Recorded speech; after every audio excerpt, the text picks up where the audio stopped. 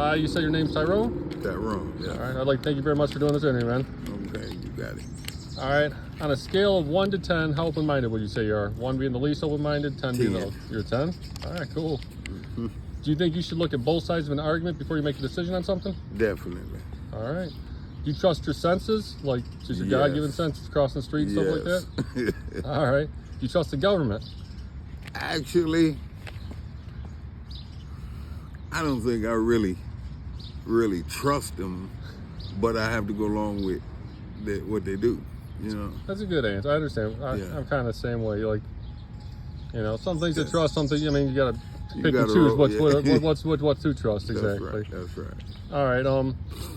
How do you think everything came to be? Do you believe in, like, the Big Bang? Do you believe in, like, creationism, or do you not have a belief in it?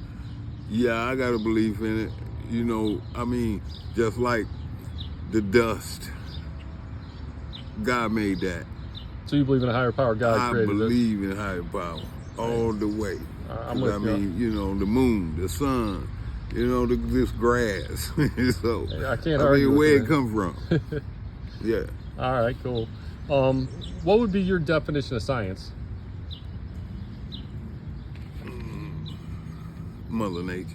Mother Nature. Yeah. Would you agree with me that science should be observable, measurable, testable, and repeatable? Like in the lab, they should be able to show you it. Observable. Observable. Yeah. All right. Yeah. Do you think science should ever be a closed book? No, never. All right. Do you think?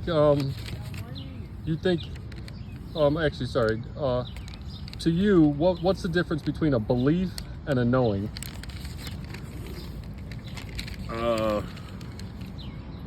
I mean, it's the inner power in all of us, and we have our beliefs, and then when it comes to knowing, hey, it speaks for itself. All right, yeah. So, like you say, knowing. There's two people here talking. That's a definite knowing. Would you agree with that? That's right. Yes. All right, and here's the question. Like I said, 95% of people don't actually kind of believe what I'm looking at here, but I think the media is kind of pushing this down. This topic's been growing more and more, and so I'm just gonna ask you, man, what shape do you think the Earth is? Do you believe it's flat? Do you believe it's without form? Do you believe it's an oblate spheroid like you've always been taught, or do you believe it's some other type of shape? I believe it's round. Round, like a sphere spinning, going around the sun? Yes. Could I ask you why you believe that? Because, I mean, after all, we done learned, you know, the globe. And since you're young, whenever they talk to the globe and stuff? Yeah, I mean, you know, the way it's all set up. That's what I believe. Yeah, I mean, that's what I was taught. I'm 44 now, and I was 37. A buddy of mine challenged me with the subject, and I thought it was ridiculous, actually. Right. And like I said, I look at both sides of an argument, and it's got some compelling evidence to that side, so I kind of sort of switched my belief on it. I'm not saying it's flat. Right. But I'm thinking, like you were talking about the Bible, and right at the beginning of the Bible, it says God made earth and it was without form. I'm kind of like, have you ever seen the movie The Matrix before? Yeah. I kind of almost think it's something like that or something, man. But, hey, to each his own. Fair. But me, I believe that, see, when I look at how the geographic is shaped. And it's shaped like, you know, you go up, you go around, you go down. You go up, and you go around, and you go down. All right, and that's what I believe. All right, I mean, that's kind of how I used to think, too, or whatever. You go around, come back to a spot. But, right. Do you know anything about, like, fluid dynamics, how liquids behave? Very little bit. Like, would you agree with me like that? Water, like liquid, will take the shape of its container and level out 1,000,000% of the time in our reality? Yes, I do believe that. You would believe that? Yeah. The Earth's covered in over 72% water. How could it be a sphere then? How can it be what? An oblate spheroid. If water always takes the shape of its container in our reality, how could it be a sphere? Well, I can't even answer that. To be honest with you, I'm 70 years old. Hey, but you've got life knowledge and stuff. You got world. I mean, you know, you got life knowledge and stuff. So I got my beliefs. But that's an honest answer. You can't. And I let other people have their beliefs. And yes, I examine it. I pull it apart, pick it apart, and then I come with what I believe. That's fair. All right. Yes. In space, do you think we breathe the same thing in space? Like you're out next to the International Space Station. Do you think they're breathing what we're breathing out there? No, I don't. All right. So they tell us space is a vacuum. It's right. It's Right. like, it's not a perfect negative pressure system. It's about as close as we can get to it. Right. So we live in a positive pressure system. Right. So basically, could you give me a practical example of two opposing pressure systems existing side by side? A positive pressure system against a negative pressure system with no solid barrier. They're telling us our atmosphere adjacent to the vacuum of space with no solid barrier. Right. Well, I can't answer that, man. I mean, that's I've never gotten a little it. complicated. Well, it's complicated. And I've talked to, like I've done these interviews before. No one's ever given me an answer. No one's given me an answer about water Right. conforming exterior shape. No one's giving me an answer of two opposing pressure systems. So I mean, if we look at it, our lungs, they're that's a negative in space, but it's a positive here. yeah. And I mean, just thinking about it, I really can't answer that. That's a fair answer, man. Yeah, That's all I'm asking for. honestly, yeah. That's fair. Yeah. All right, have you ever heard? Do you know the difference between eclipses? No.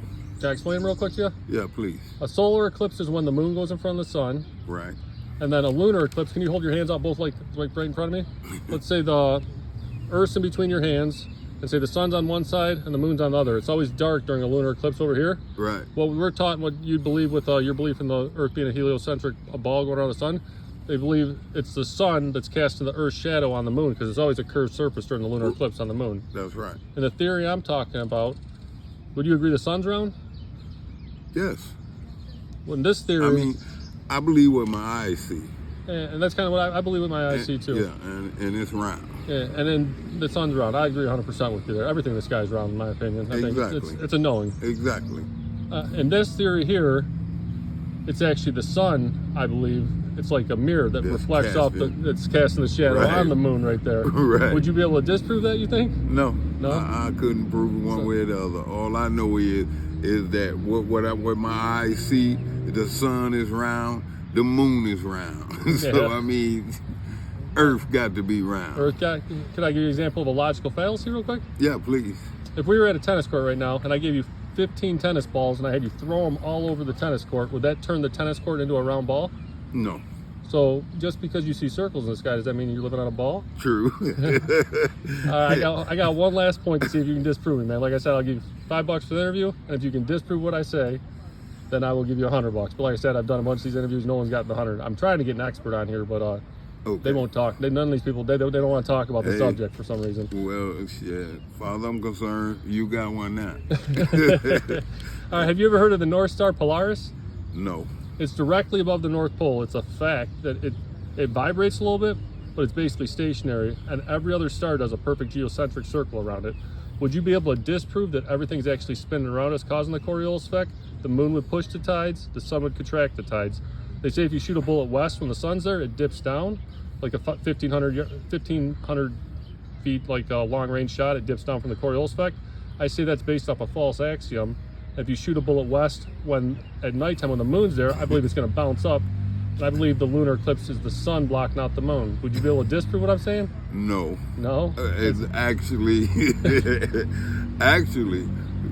what you're saying Kind of makes a little sense, doesn't is it? make a lot of sense. A lot of sense. A So, lot of sense. can I get you to go back to the one question we had before? So would you say, well, you said with the Earth being round, would you say that's a belief or a knowing? I believe. A belief? Yeah. I can't ask for a better. You've been great, Tyrone. Thank you very much, man.